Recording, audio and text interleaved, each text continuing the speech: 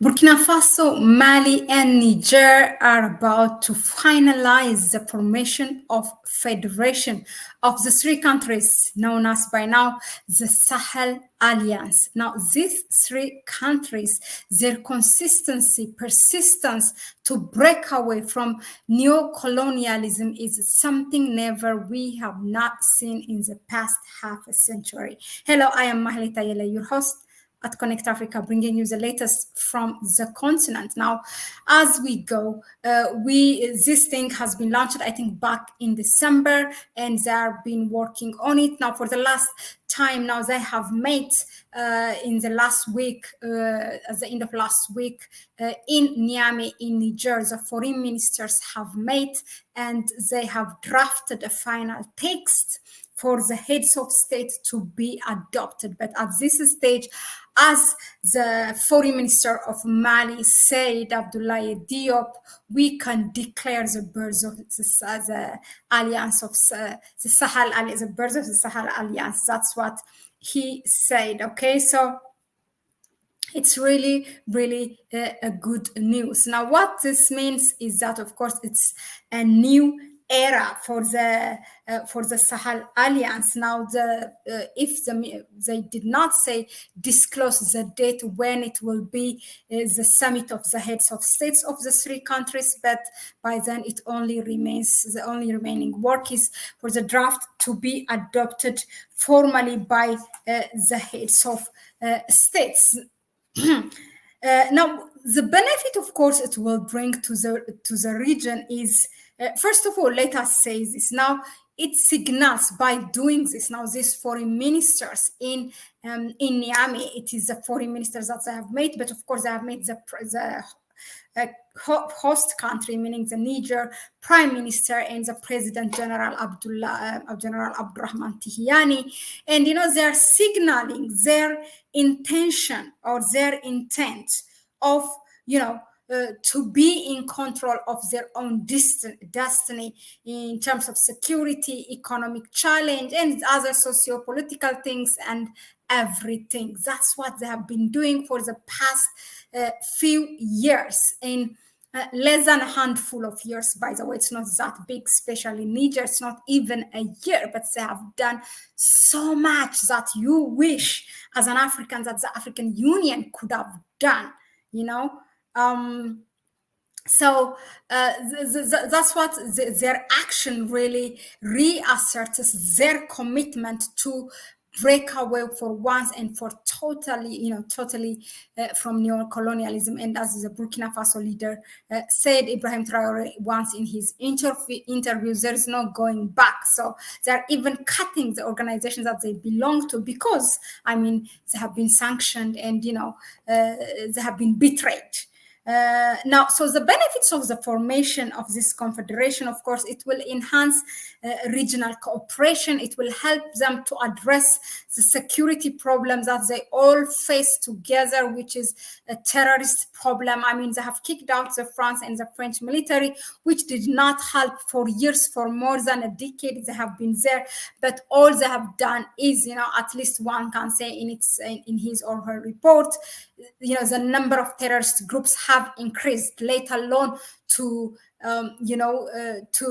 for once and for all to destroy these terrorist groups. The number have grown, and the suffering of the people of Niger, Mali, and Burkina Faso also have grown. The displacement of the people have grown. So it will help them to address these kinds of problems. The other thing is it will help them also to pool their resources and coordination and coordinating efforts to tackle their economic and security challenge. Now, when I say that pooling resources and coordination is that, look, let me tell you, when they start this process of forming a confederation, what the Malian foreign minister said here in quotation: Mali is a major producer of cotton, cattle, and gold.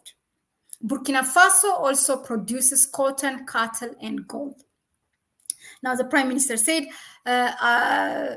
in quotation, so long as we each take separate paths, we don't have much clout. But if you put Mali's and Burkina Faso's production of cotton, gold, and cattle together, it becomes a powerhouse. That's what he said, and exactly it will help them to pull, their resources and coordinating and to setting the price bar.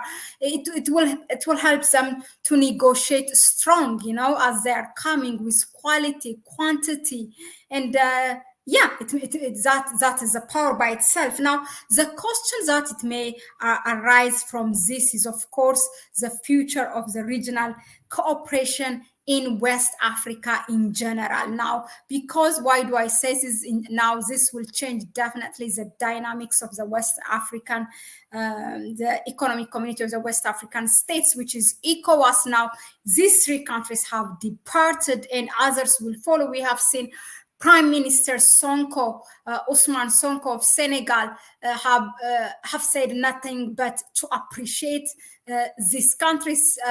Even when he was campaigning, he was campaigning for election, and still now after also election.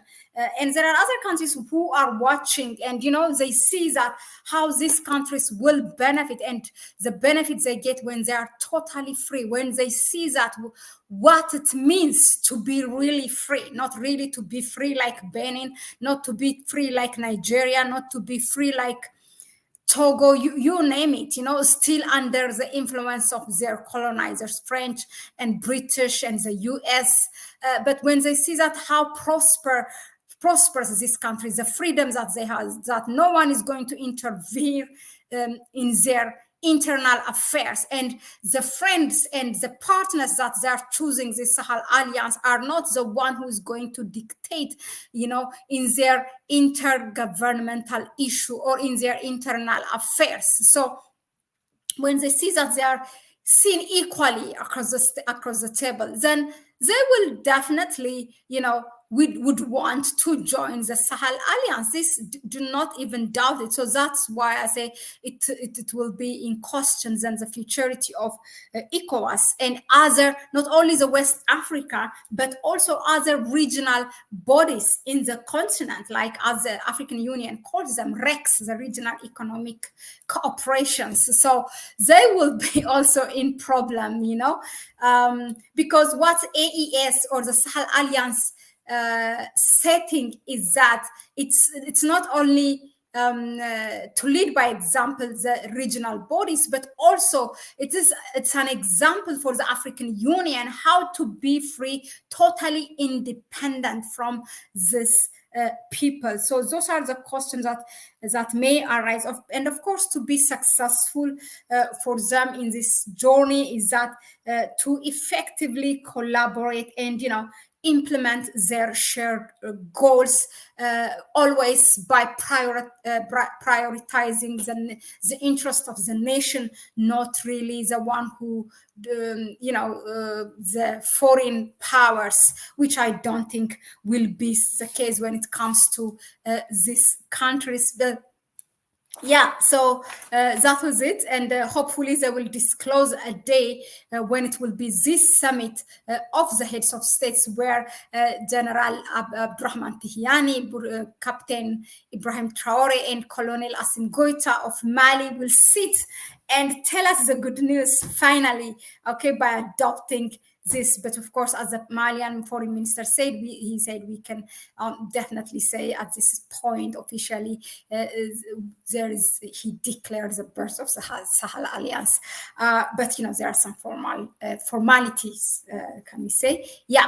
Let us know in the comment section, what do you think of this? If you think that what are the more benefits? Is it something if you agree with what I stated as benefit, or if you disagree, and also the questions that might arise from this. And what do you think of AU would like to do with this? Hopefully they will also withdraw from the African Union, unless the African Union comes and apologize to these countries and ask them, really, the institutions, the commission itself, to join.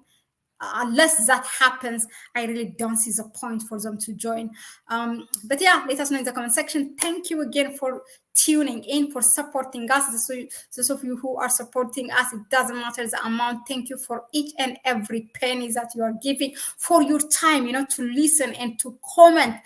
Time is more than anything. It's you cannot put a value, you cannot put a price on it. So thank you, really. I really appreciate. I read each comment. And if you want to help us or donate to us, you can do it through our PayPal account. You can find it in the description section. It will also be pinned in the comment section. So thanks again. And yeah, I will see you on the next one. Bye bye.